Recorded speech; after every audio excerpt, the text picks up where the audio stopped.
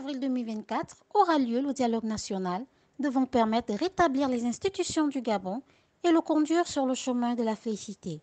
La rédaction Info 241 est allée auprès des populations entre Libreville et Port-Gentil afin de savoir ce qu'elles attendent de cette grande future messe politique qui va poser les jalons d'une nouvelle République gabonaise. Quel écueil doivent éviter le CTRI et le gouvernement de transition pour ne pas tomber dans les travers des dialogues passés conduits par l'ancien régime Bongo? Voici les propos recueillis. Je veux que le président de la transition, Brice Clotaire Oligui Nguema, écoute la voix du peuple. Pour ce dialogue, je suggère au CTRI de plus écouter la population parce que s'il y a un président en tête, c'est pour la population, c'est pour le bien-être de la population. Donc je suggère au gouvernement de la transition d'écouter la population, écouter les cris de la population afin de pouvoir établir les lois qui peuvent aider chaque Gabonais à plus s'adapter et ne pas pouvoir tomber dans le régime de Bongo. Mon point de vue sur le CTRI, c'est qu'ils doivent écouter la voix du peuple. Ils doivent se fixer sur les besoins primaires du peuple gabonais pour qu'ils ne tombent pas comme l'ancien gouvernement d'Ali. Nous avons besoin qu'ils nous viennent en aide, nous le peuple gabonais. Alors nous voulons qu'ils se fixent sur des besoins primaires du peuple gabonais. Je vous remercie. D'abord la franchise, j'aimerais que tous ceux qui ont des questions à poser là-bas ou bien des sujets à poser, qu'ils le posent franchement. Parce que moi je suis résident au Gabon depuis près de 40 ans. J'ai assisté à beaucoup d'événements au Gabon. Mais l'événement qui est en train de se produire là, vraiment je crois que c'est le plus grand service que les dirigeants actuels là nous ont rendu. Parce que j'ai connu beaucoup de troubles au Gabon à chaque élection. Ce dialogue national, qu'est-ce que nous on veut? Nous, on veut seulement que des élections, par exemple, au niveau des élections, que ça soit transparent, que n'importe qui, tous les jeunes qui sont là aujourd'hui peuvent se positionner dans n'importe quel mouvement et que les jeunes s'organisent et que les élections soient transparentes. C'est notre souhait. Parce que l'Afrique là ne peut changer que dans la mesure où les gens se parlent franchement. Il ne faut pas qu'il y ait des gens d'en haut, des gens d'en bas dans notre société, ça ne peut pas aller.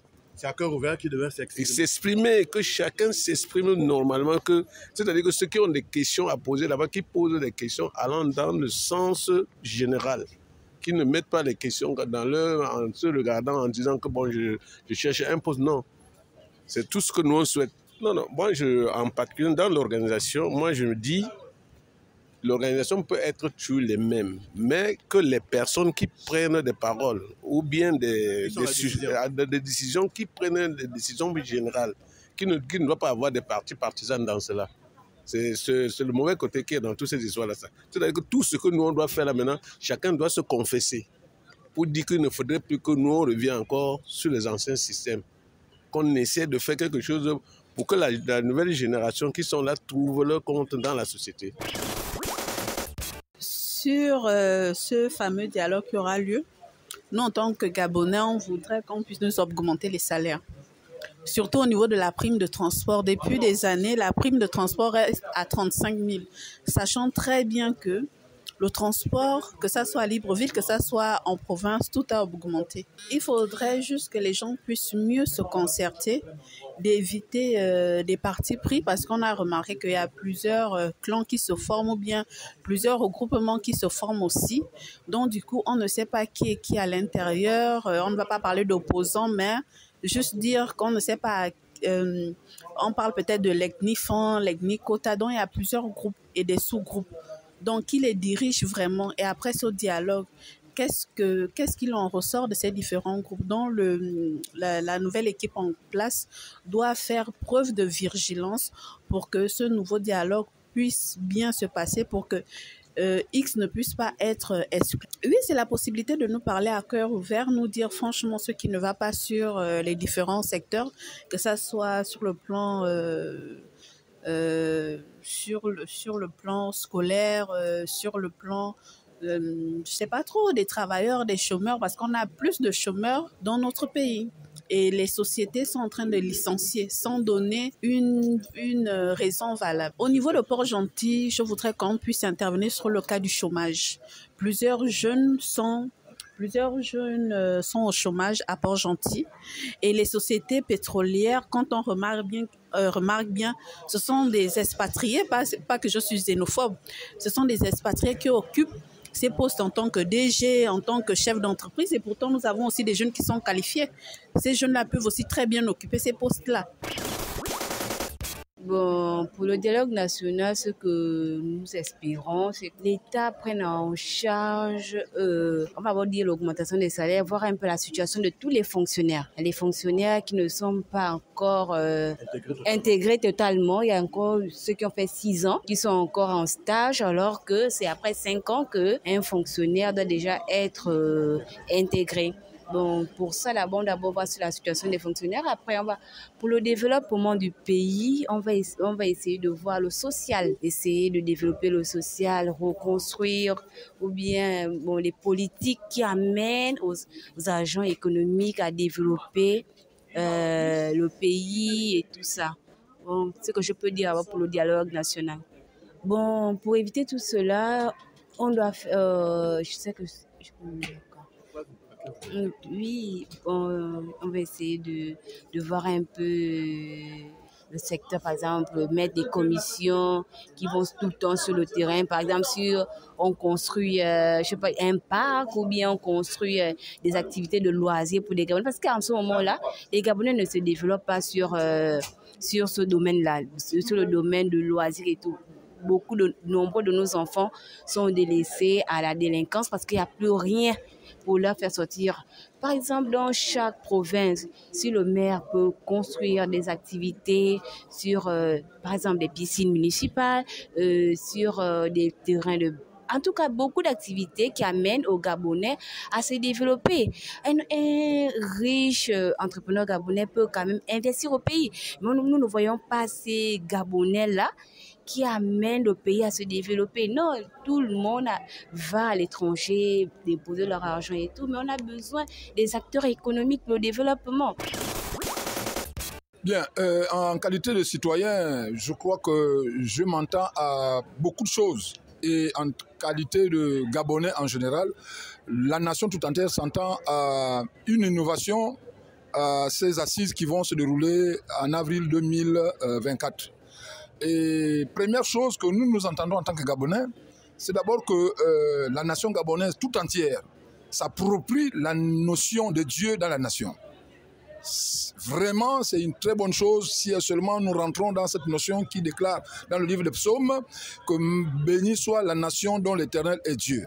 La deuxième chose, nous entendons à une réconciliation totale des fils et des filles de la nation gabonaise, que les Gabonais et les Gabonais se parlent en toute franchise. La troisième chose, nous entendons réellement que ces assises de dialogue national apportent un vent nouveau à ce que les Gabonais puissent véritablement s'approprier cette notion de père de l'indépendance, Léomba, Papa Léomba, qui disait Gabon d'abord. Gabon d'abord. Il faut que nous puissions nous approprier notre pays à tous les niveaux que ce soit, afin que nous puissions avoir un lendemain meilleur. Bien, ce que nous souhaitons que le président de transition ne puisse pas véritablement avoir comme anomalie, comme ses prédécesseurs, c'est déjà que le chef de l'État puisse s'approprier la loi, juste appliquer la loi. Vraiment mettre la loi au devant de la scène. Deuxième chose, ne pas avoir de parti pris. Que le chef de l'État et tout son gouvernement puissent d'abord servir la nation avant que de se servir soit eux-mêmes. La troisième chose, nous souhaitons que les plus hautes autorités de la nation gabonaise puissent véritablement faire fi de la complaisance. Comme nous l'avions entendu ce matin, que la loi soit appliquée dans toute sa rigueur, à tous les niveaux que ce soit, et que personne ne se cache derrière la loi. Moi, je pense que le CTI doit vraiment écouter la voix du peuple. Parce que depuis qu'ils ont pris le pouvoir, depuis le 30 août, tout ce qu'ils font, c'est pour le bonheur des Gabonais, pour rendre les Gabonais heureux. Donc, je pense que lorsque le dialogue se tiendra, qu'ils tiennent compte l'opinion des Gabonais, de ce qu'ils veulent pour qu'ils soient heureux. Comme on le dit toujours, c'est enfin notre essor vers la félicité. Qu'ils écoutent la voix du peuple. Parce que si, comme à l'époque des Bongo, ils organisaient des dialogues, la population parle, mais eux, ils s'en foutaient, ils prennent tout ce que la population a dit, ils s'asseyent dessus. Et ils font comme bon leur semblait. Ils faisaient comme bon leur semblait. Donc, du coup, ça ne servait, c'était comme un jeu. Les Gabonais voyaient ça comme un jeu, comme si on se moquait d'eux. Mais cette fois, vu que le Gabon a changé, nous sommes déjà à l'époque de Ligui, ce n'est plus à l'époque d'Ali. Et vu que Ligui a le souci des Gabonais, du bonheur des Gabonais, personnellement, je crois qu'il doit écouter la voix du peuple, les propositions du peuple, parce qu'il n'y a que le peuple seul qui sait comment être heureux, qu'est-ce qui les empêche d'être heureux, qu'est-ce qu'ils veulent vraiment pour leur pays. En fait, ils veulent aussi, ils vont dire ce qu'ils veulent comment ils veulent que les institutions du Gabon soient. Là, je pense que pour qu'ils ne retombent pas dans la même moquerie que les Bongo faisaient au peuple, ils doivent écouter ce que les Gabonais ont à dire, la proposition du peuple gabonais. Surtout ceux de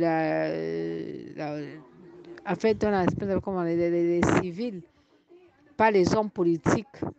Parce que les hommes politiques, ils vont amener ça en leur faveur pour favoriser leur vie politique. Chacun va chercher encore à voir la politique du ventre. Parce que la mentalité du Gabonais, pour changer ça, ce n'est pas maintenant.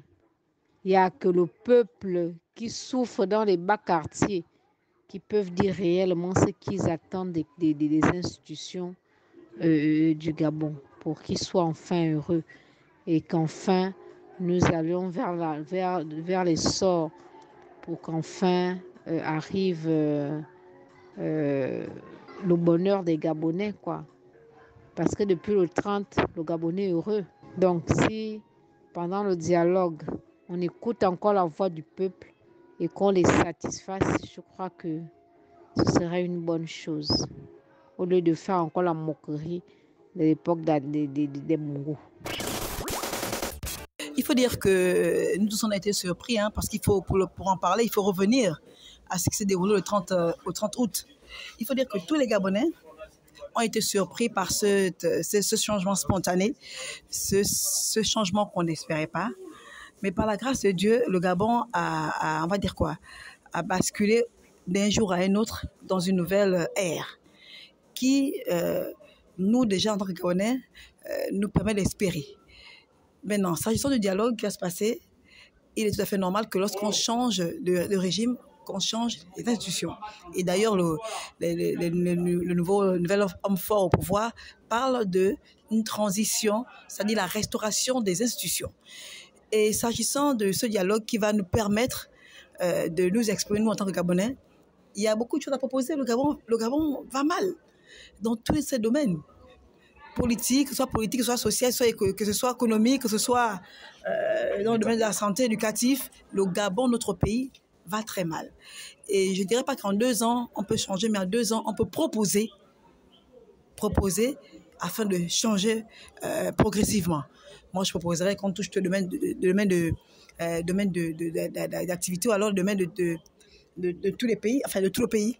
Je proposerais, par exemple, on est à Port-Gentil, je suis à Port-Gentil, je proposerais surtout dans le domaine économique, parce que Port-Gentil est la capitale économique du pays, et lorsque Port-Gentil va mal, Port-Gentil est le poumon du pays. Lorsque Port-Gentil va mal, par l'entremise des entreprises qui sont désormais, d'autres sont fermées, et jusqu'à maintenant, depuis le 30 août jusqu'à maintenant, beaucoup d'entreprises, vous le suivez à la télévision, comme à la radio, dans tous les canaux, que le pays, la province va mal parce qu'il y a beaucoup d'entreprises qui ont été frappées par des crises économiques qui ont fermé et qui veulent peut-être, par cette transition, se relever. Donc, côté économique, pour Port-Gentil, c'est très important.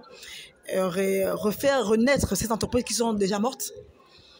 Et ensuite, politique également, parce que nous avons constaté que depuis les nominations qui se font, beaucoup d'hommes politiques de Port-Gentil n'ont pas été, les forces vives de Port-Gentil n'ont pas été associés, n'ont pas été considérés. Donc, ça aussi, il faut voir dans le domaine politique à Port-Gentil, mais également dans le domaine de la santé. Nous n'avons qu'un seul hôpital ici en tant que tel. L'hôpital régional de Tiengue, c'est le seul qui répond aux normes internationales par rapport en matière de santé.